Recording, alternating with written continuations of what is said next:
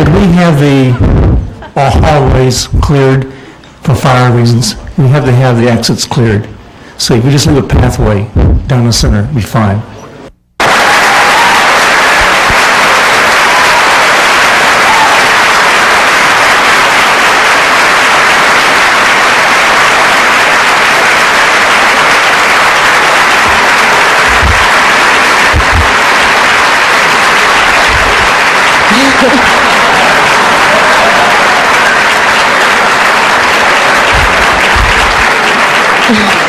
In the interest of the poor people that are stuffed out there outside the doors, if some of you could come into the aisleway, make sure you leave an aisle open, but maybe some of you could sit along the edge or get some more people in so some of those poor people can at least get into the room. I'd appreciate it. But just try to keep a line open to the doors, but maybe you can sit single file along the aisle there. There's room. There's room.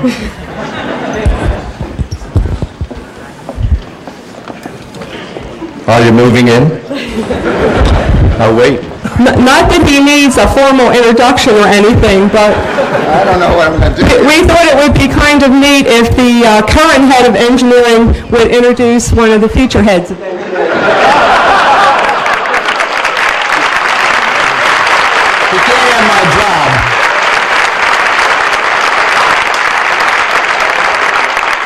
Boy, what a crowd, what a crowd. This is the CFC pledge presentation. Sign them up. Aldo was so gracious to let me introduce Scotty or Jim or whatever we want to call him to Goddard.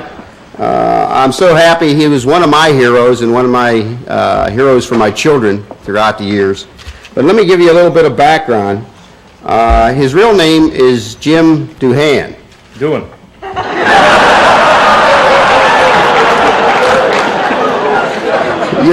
You're stealing everything up here, buddy. Doing. And he was born in Vancouver, British Columbia. When I met Jim today for the first time at lunch, there was about 15 or 20 of us sat around a table, and we were all introduced. And Jim showed me a real feat of memory. I mean, we introduced ourselves, and Jim, right in the middle of lunch, says, "Well, how you doing, Tom, Jim, Phil, Karen, boom, boom, boom, all the way around." And I said, "How do you do that?" And he says, "Well, I just have a very good memory." So what I want to do is have each of you stand up.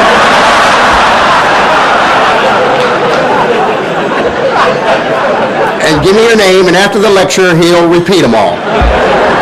Yeah, I'll never make it. Isn't that right, Jim? Phil, Mary, and John, and Peter, right? And Harry. Yes. And Harry is out there, too. Yeah, Harry's out there. Just quickly, Jim had an acting career early in his age, 15, and early in his youth. He played Robin Hood in a school play. I'm sure Kevin Costner could have taken some notes on that if he was born at that time.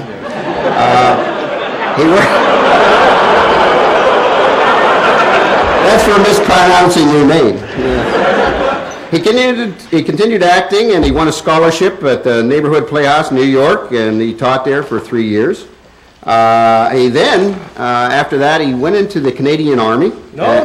The artillery. No. No? That's what they gave me. Well, they gave it to you wrong. Where'd you go?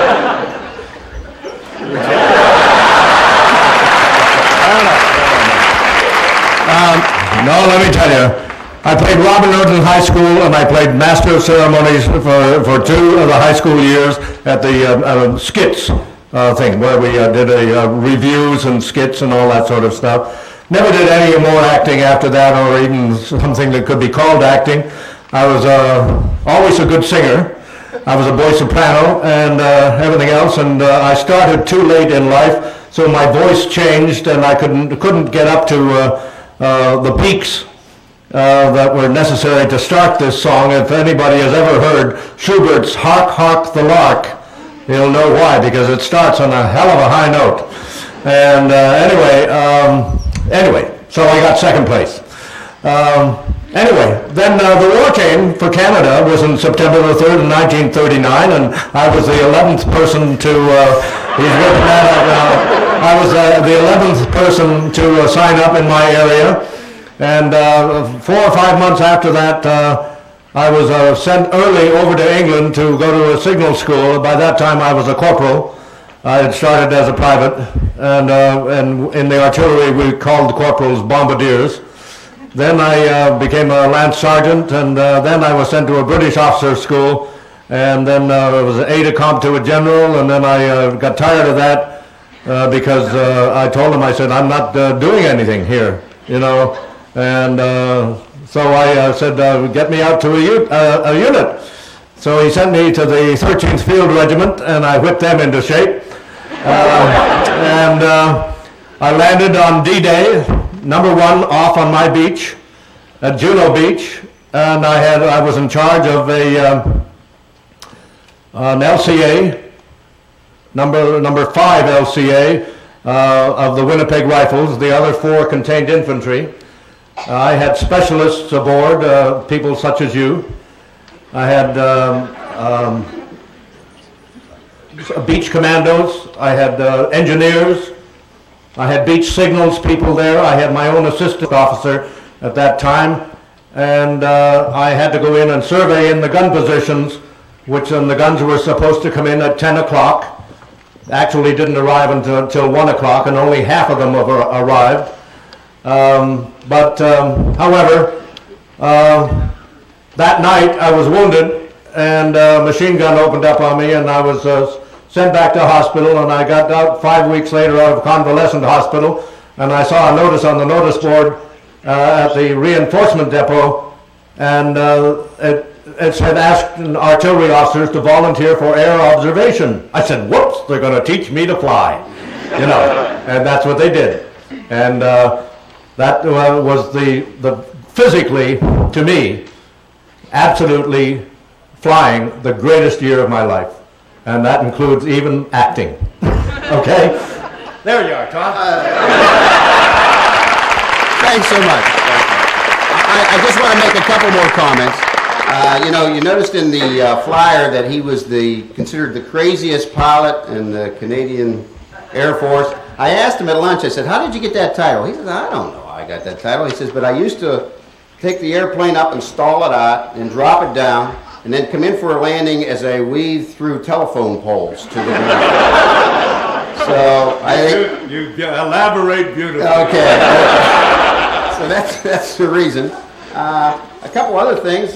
You did work in over 4,000 radio shows up in Canada. Yes, I did. And you also made many TV appearances. Now, a lot of you might not recognize these names. I do. A little more senior. The Fugitive, The Virginian, Peyton Place, Marcus Welby, MD, Gunsmoke, and my favorite, Hazel.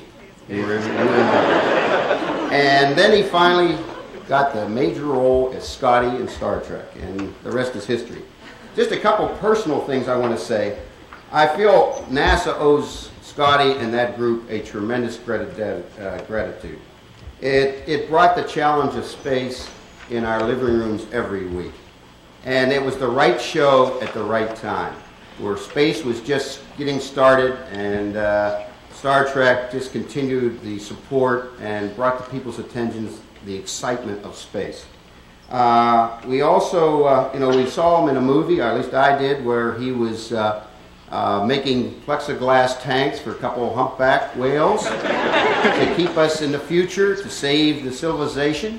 He was in one scene that I remember where Captain Kirk fired him on the radio. He said that he couldn't break this beam that was run by a computer named Val that was holding the spacecraft in space.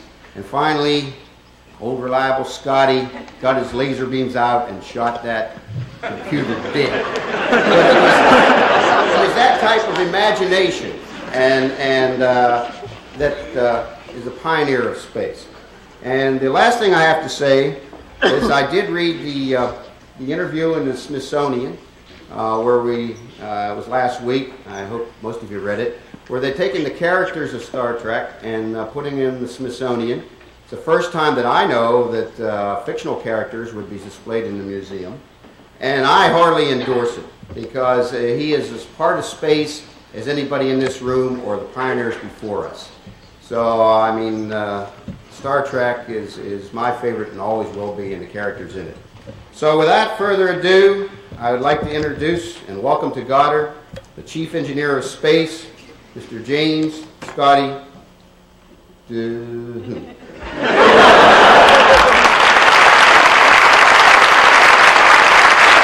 Thank you. Thank you very much. Thank you. Yeah, you have absolutely no idea how coming to a place like the Goddard Space Center, what it means to me, because I'm behind you 100% all the way, no matter what you do. It's it's something that I think I have in my bones ever since I read Buck Rogers in the Detroit Times, which used to be our Sunday paper in Sarnia, Ontario. And it was just fabulous to me to think about it. And whether it was Buck Rogers or whatever, I don't know. But I became highly proficient in mathematics, chemistry, physics, and just about never failed to get 100% in those subjects. I let most of the other subjects, literature, etc., fall by the wayside. But to me, somehow I seem to be able to do things for certain branches of the armed forces and certain people, and I get to rewarded by coming to a place like this. And it certainly is a reward for me. I have been to Lewis in Cleveland a couple of times. I've been to the China Lake. I've been to many other, I've been to Hughes. All sorts of experimental labs that I have been to, and it thrills me. I have also had an 8-hour cruise on a nuclear submarine. I've been aboard 3 aircraft carriers, landing out on them in the ocean. They fly me out, and it's just fabulous, you know, to me. I can't think of anything that satisfies me more than that.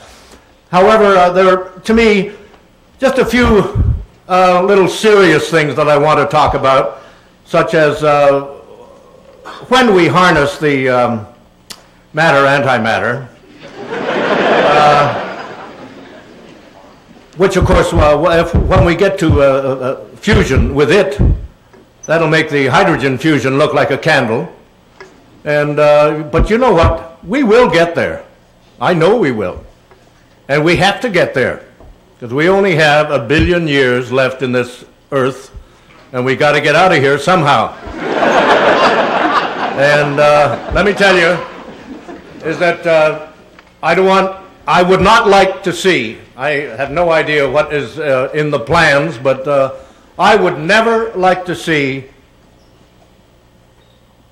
us have years and years of satellite training without manned spacecraft.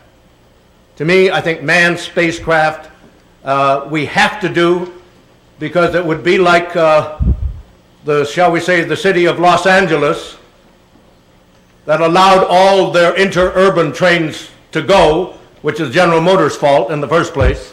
And because, no, they bought up and then they let them run down so that they could build buses, and you know, hey, we're managed by some of these big corporations, and that's not good.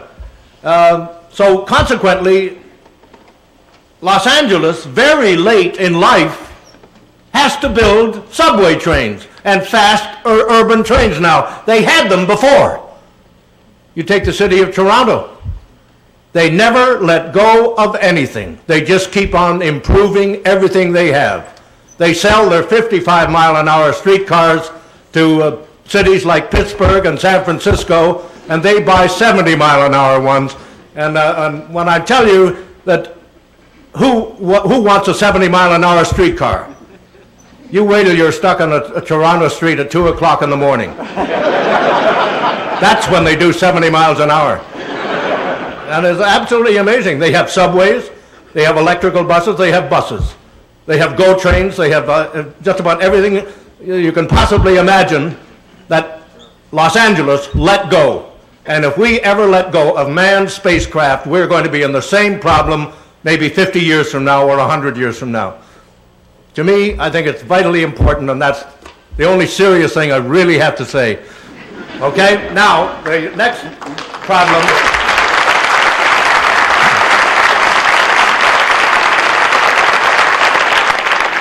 The next problem is I usually find that parents push their children to ask the questions when it comes to a question and answer period. And the reason is that I think the parents are shy and they don't really know how to ask questions. So what I will do will be to train you how to ask questions, and then, let's sort of bring you into it gently so that you won't feel uncomfortable. You understand? I hope you do. So what I will do is I will pose a question, then I'll answer it. You'll find out how easy it is. Okay?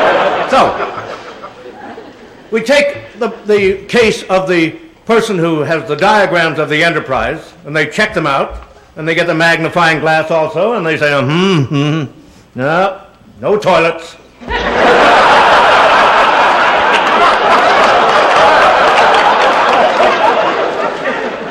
You must understand, of course, that we do have phasers.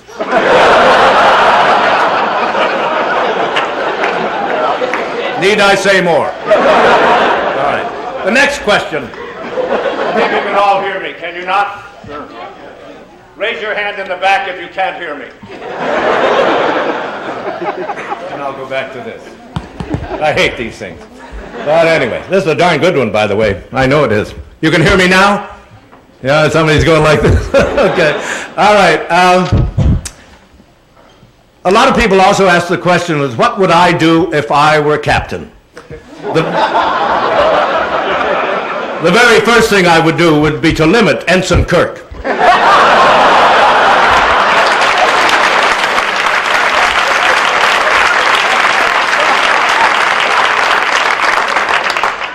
To one girl every 5 years. I mean, that used to get boring, except, of course, when I would get a girl. And then it all depends on what you mean by get, Chekhov would never be allowed to scream again. He got too good at it. As a matter of fact, when we read Star Trek VI for the first time, we all let out a cheer at the end because there never was a line in there saying, Chekhov screams. Right? Oh, good. Sulu would never be allowed to carry arms. You see the finished product, right? And it all looks as if it was so easy. 30 takes. Oh, George is just one of these people that if you went hunting with him, you're walking along beside him, you'd find his shotgun right here all the time. Now, he knows I tell this story on him, and he gets a good laugh. And if you've never heard George laugh, it's something else. It's just, Marvelous. The next thing, we would hire a couple of writers.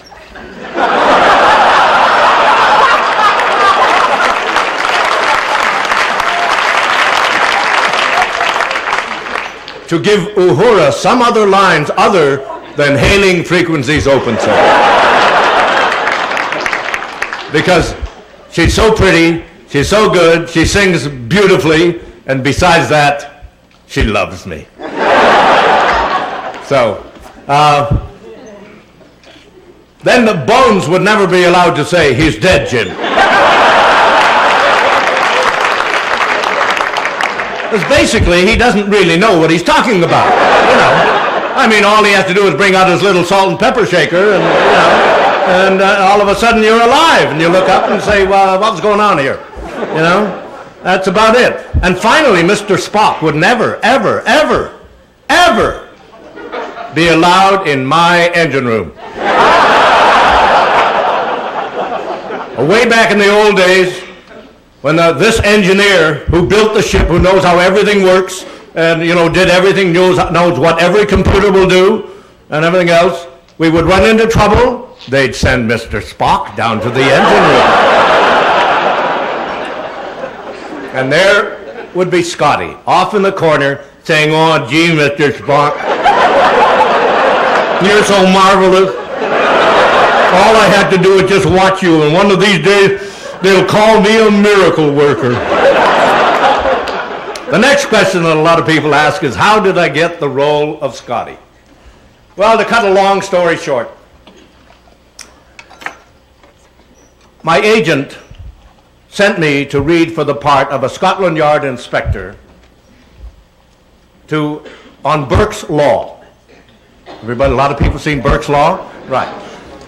With Gene Barry in the lead. And so I did about 3 British accents for them. And at the end they said, "Well, you just look like Gene's younger brother." I said, "I'm much better looking than he is." And anyway, I didn't get that job. But about 10 days later, the director of that called me and said, and his name was Jim Goldstone. He said, "Jimmy," he said, "I'd like you to come and do some of your accents for these Star Trek people." I said, "Who are they?" So he told me. I went down, I said, "Fine." So I went down there on a Saturday morning, which is unusual because they wanted to start shooting on Tuesday. And so I went down there and they handed me a page of the script with some words on it, nothing to do with engineering or anything else.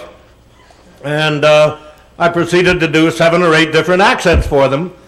And at the end, Gene Roddenberry said to me, "Well," he said, "which accent do you like?"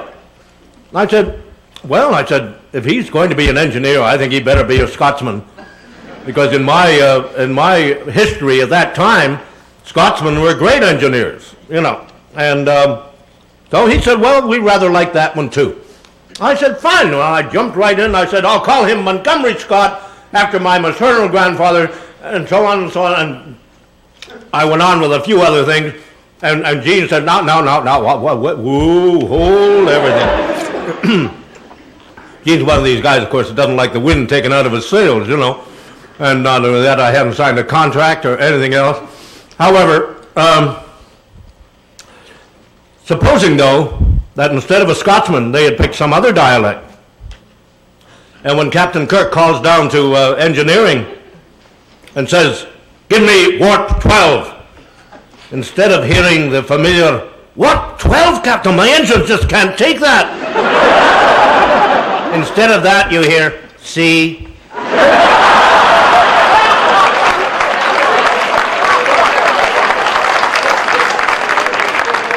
Or you hear, "Oi, vey, what is this warp 12 business? I can give you 3 4s. I can give you 4 3s. I can get 11 for you wholesale. You don't want that, oh, you cheap old..." Or we have, whatever you say, sweetie.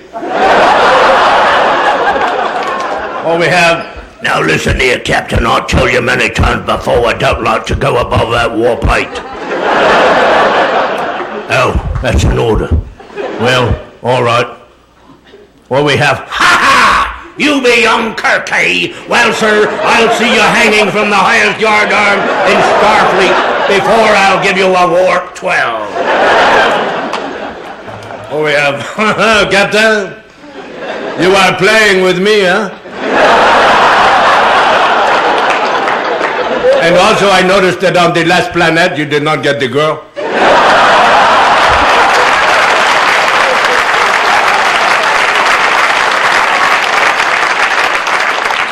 You should have come to Lucky Pierre. My favorite, though, would have been rather lots of fun.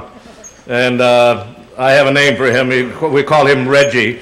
And he would answer the captain something like this: "I'm terribly sorry, sir, but I can't seem to get the little buggers to move any faster." You see, I thought you all did quite well, you know, so if you have a little nerve now, you can ask a question. All right? Yes, sir. Is there any possibility of you going to Is there any possibility of me appearing on The Next Generation? No, I do not want to look that old.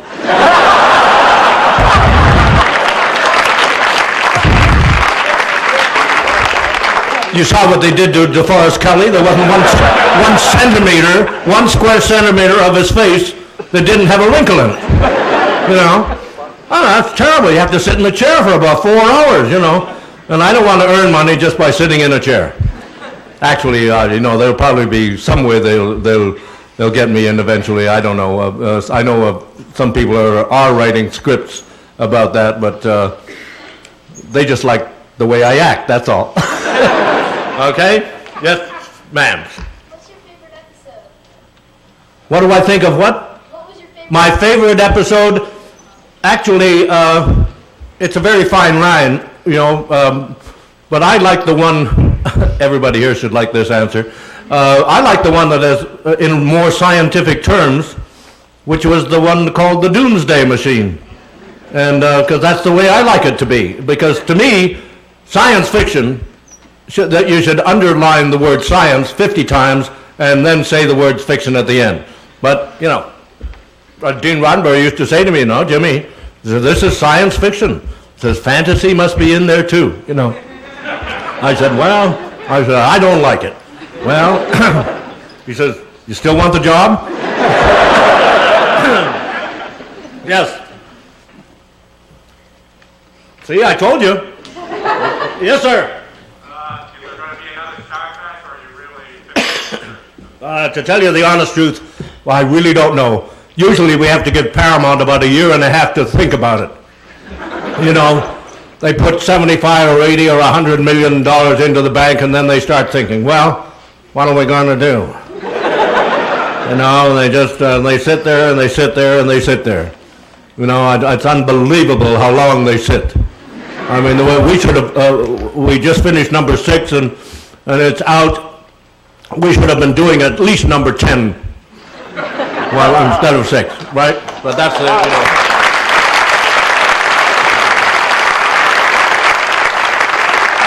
Okay. Yes? Any more questions? Yes, sir. What kinds of scientific and technical advice went into the making of an episode?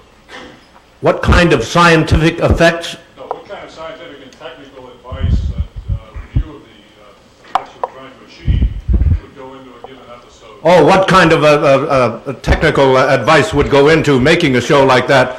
Actually, to start it all off, Gene Roddenberry went to the Rand Corporation in Santa Monica, which is the big think tank out there. And he asked them what was possible and probable. And they told him. And that's where matter, antimatter came in, and you know, and, all sorts of other things. Lasers. By that time, you would have maybe a different name for them, and you call them phasers. And but the only thing that they didn't have, and probably the only thing that will never happen, was to be the fact that of the transporter, because of breaking the human body down into you know, powder and sending it some place. You know, it's in a way a little ridiculous. But I mean, Roddenberry wanted a fast way to get from the ship to the planet and the planet back to the ship again. So that was that, you know, and it was terribly simple to do. But you know, it's absolutely amazing the number of people who say, well, how does the transporter work? So, anyway, yes? Any more questions? Yes? 1, 2, and 3. About how long did it take to film an episode? About how long did it take to film one episode for television? If we did it in 6 days, we were in budget. We did that once. The next question. My fiance loves the Star Trek books on cassette. Have you done any? And if you have, do you plan on doing any? Excuse me, done? I'm sorry, my fiance loves to hear the Star Trek characters do the Star Trek books on cassette. And I was wondering... Star Trek book on the set? On cassette and CD, on tape. Yeah. And stuff like that. I was wondering if you have read for any of those, and if you have, do you plan on doing any more? I do an awful lot of reading of novels for Simon & Schuster, all science fiction novels. And they're under the Star Trek aegis. But, I mean, I did the last one, I did Star Trek 6, and then the last one I did just about 5 or 6 weeks ago was Probe. You know, if you ever read that book called Probe, Probe was the satellite or spaceship in Star Trek 4 that came and, you know, nearly wrecked our planet. You know, but we got rid of them somehow. Okay? All right, and the next one. Do you have plans to do something else, or are you going to stay with Star Trek from now on?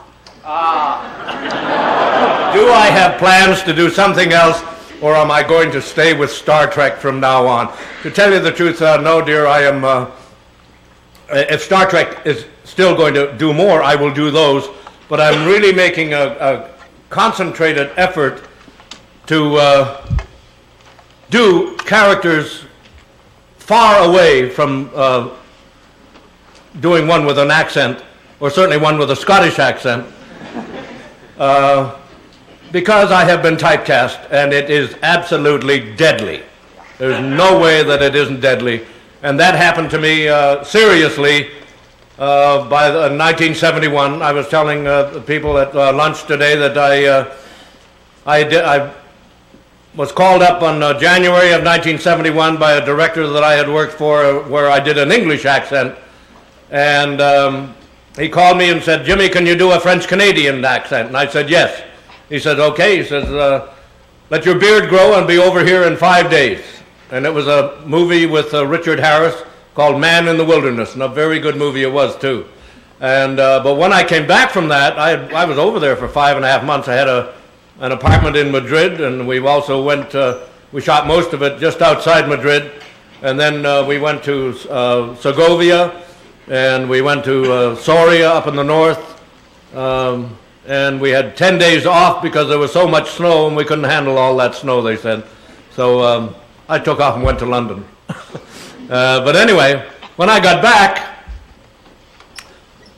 I would walk into producers' offices hoping to get a chance to read for a part, and the secretary would say, which they never did before, said, "Oh, hi, Scotty," you know, and the producer would say, "Well, Mr. Scott," you know, that sort of thing, you know, and I'd say, "Well, are you going to give him a chance to read here?" "Well, no, you're awfully nice, but thanks very much, no," and all, you know. Hey, listen, for the next 5 years, I didn't work in the business at all, and that is deadly. I don't know when any one of you don't work in the business, your business at all, that also is deadly, and I would never like to see it, because it's terrible. Fortunately, around that time, the Program Corporation of America hired me, sent me a letter and said, you know, we are getting a lot of requests for you from universities and colleges and so on, and would you like to sign up with us, and we take 30%. So I said, well, thanks very much, because that was 70% I wasn't getting. So I did a lot of that. I also did a couple of plays, and one of which ran for 11 months, and another one ran for 3 months. And so, you know, I certainly existed anyway. But the Program Corporation, it was in 1977, I did 42 universities. That's not bad. The IRS said that was a good year. Okay? Yes, sir. How does the transporter work?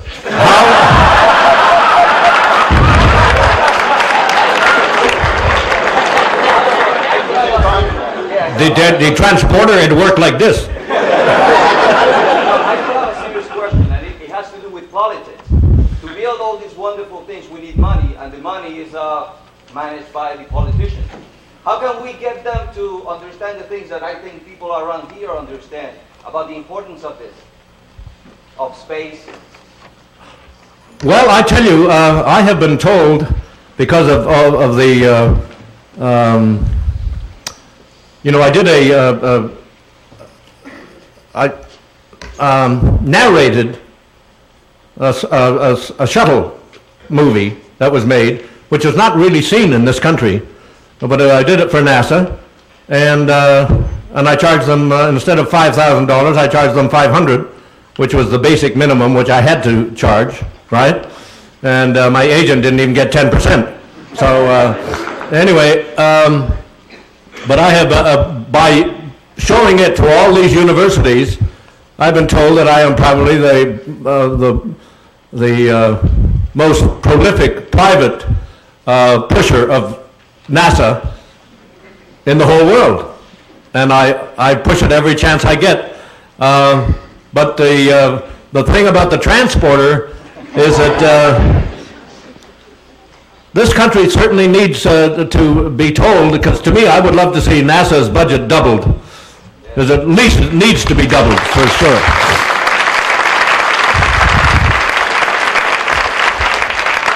Because we cannot put ourselves in the position of falling back and not keep everything going. It's the same as the city of Los Angeles, you know?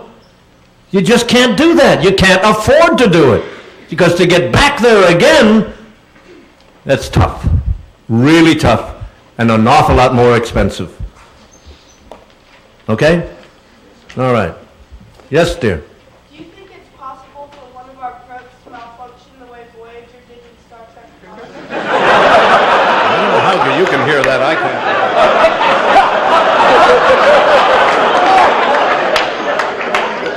Do I think it's possible for what?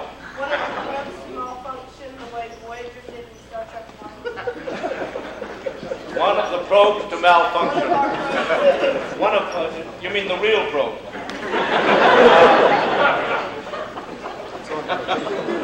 I think we always have to keep learning. I think there's a possibility that we will have future malfunctions of one sort or another. But the point is that we don't want them. And, and that's why we do our best not to have them. Okay? Over here and then here. Wait. I read somewhere, I think it might have been a TV guide, that they might be planning another Star Trek spin-off of some sort. You know anything about that? As a matter of fact, Paramount shortly, about 4 or 5 weeks ago, announced that they were going to do another Star Trek show, which would be based on a planet. I mean, based on a space base, a space platform of some sort, right? And hopefully that will keep on and promoting space, because certainly the effect that we had, I think, is a true effect. And I know very well, as I said when I was in Washington at the Space Museum there, I said there is not a week that goes by that someone doesn't say thank you, because you are the reason that I became an engineer. And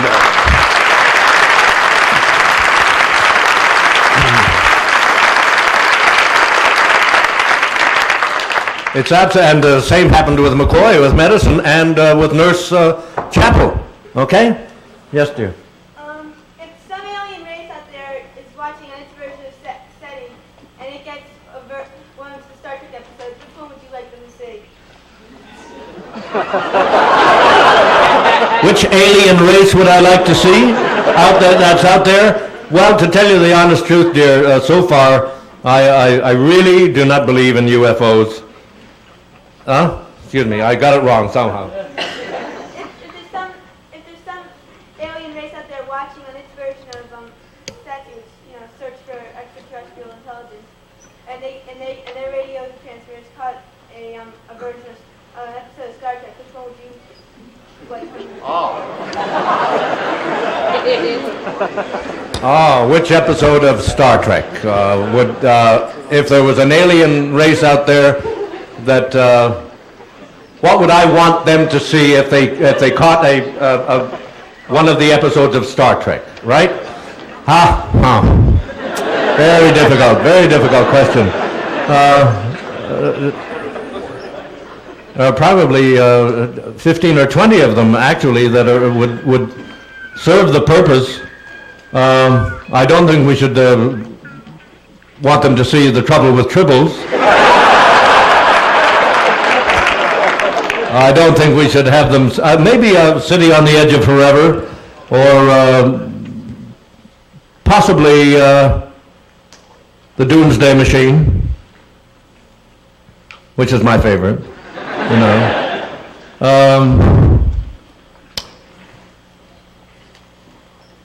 What I also think number 6 movie would be a very good one, because there's a tremendous effort for peace throughout the universe in Star Trek 6, right? So I think that's a real good one.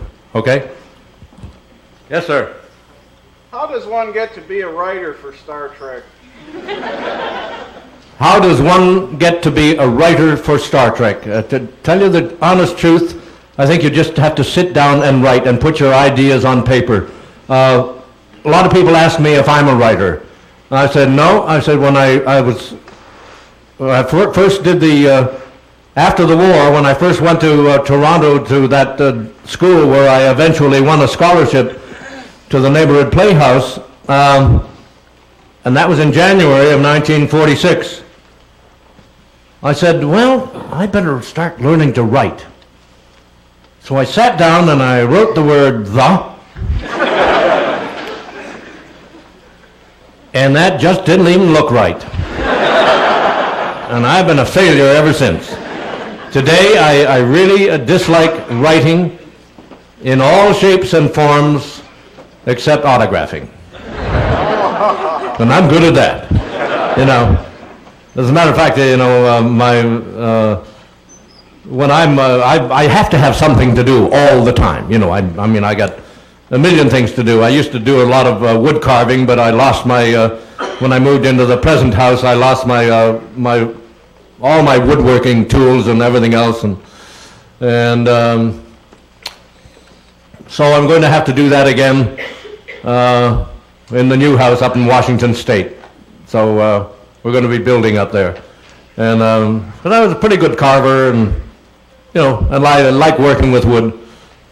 As a matter of fact, Gene Roddenberry's library in the second last house that he had was all my work.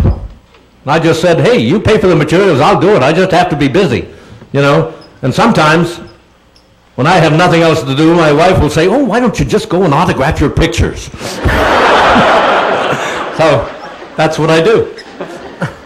Yes, dear. Jim, you said you wanted to get away from a stereotype role such as you did in Star Trek. What type of role would you like to play? Well, let me tell you, I read a role about 3 months ago. The question was, what sort of role would I like to play if I want to get away from doing Star Trek roles? I read a role about 3 months ago, and about 3.5 weeks ago, I did the role, and it was of a deranged, retired chief of police.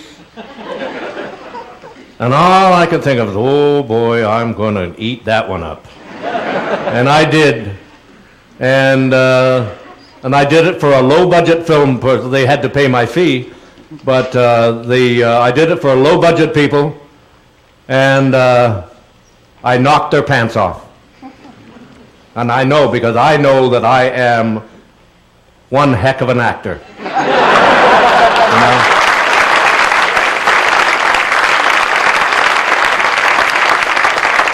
And that is nothing to do with false modesty, because you know, or even you know, overdone modesty or whatever.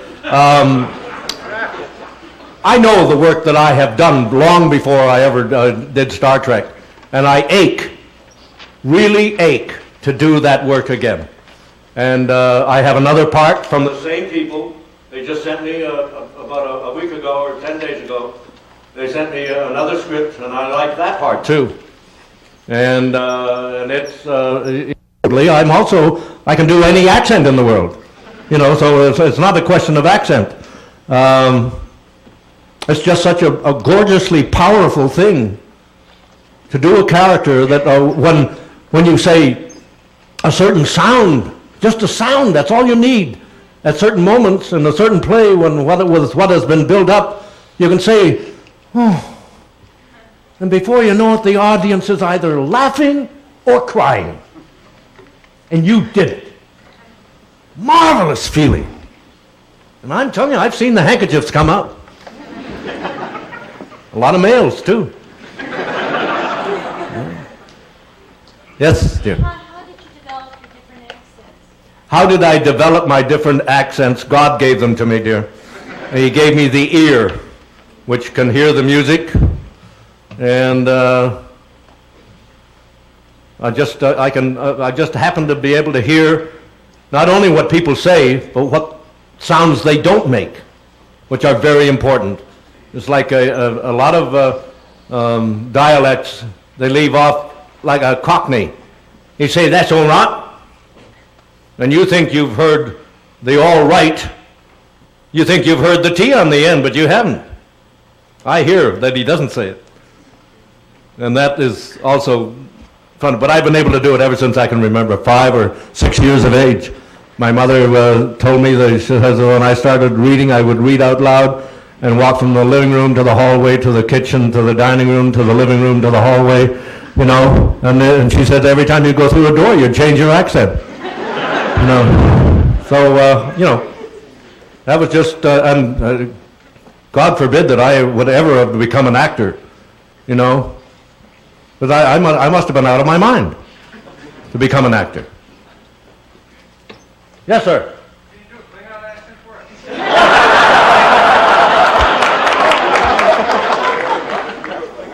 Can you do a Klingon accent for us? To tell you the honest truth, I invented the Klingon language.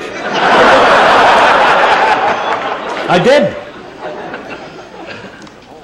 That was in Star Trek 1.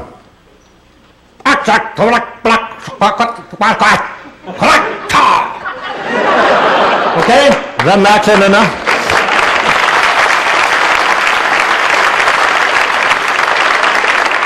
As a matter of fact, the Simon & Schuster, they haven't sent me the tape yet.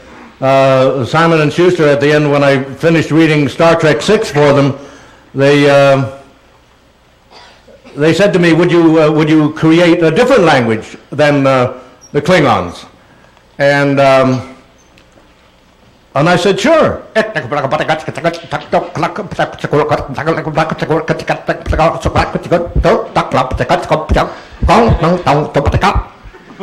understand? Yes, dear. How do they make the shimmering and fading effect of the transporter? How do they do what? How is the shimmering and the fading effect on the transporters done? You shoot it first, right? They run the camera for about 30 seconds. You stand there, right? Then you get away from there and they run the camera with nothing there. Then they edit that with you there. They want to put you in or they want to gradually take you out. You're like 1 in 10 when you start to appear, and then you're 8 in 10, 6 in 10, and so on, until you gradually appear. You got it? Okay, and the same thing is done in reverse when you want to disappear. And then this is the old-fashioned method. Then they would send you the film to the optical company, and the optical company would put the shimmering in there and the sparkle. Now it's all done by computers. Piece of cake. Right. Yes, sir. Tom. Oh, what a memory.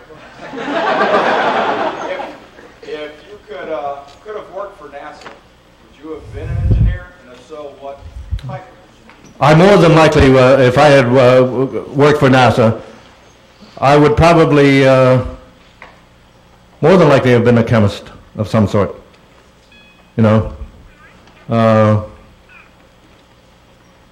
That's about it. My father was a great chemist. You know, he was a terrific man. As a matter of fact, the first man to invent high-octane gasoline. Tiny little refinery in British Columbia, 1923. Yeah. Yes, ma'am. And then you. What do you think about the space station?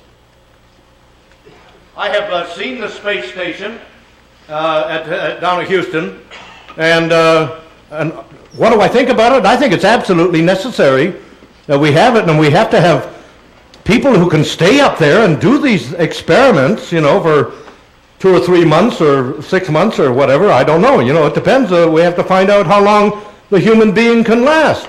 But then again, we also will find human beings who will automatically adjust to all these things. And not everybody would probably be good in space. I'm going to give you a Scottish toast, and then I'm going to translate it, and you're going to have a tough job.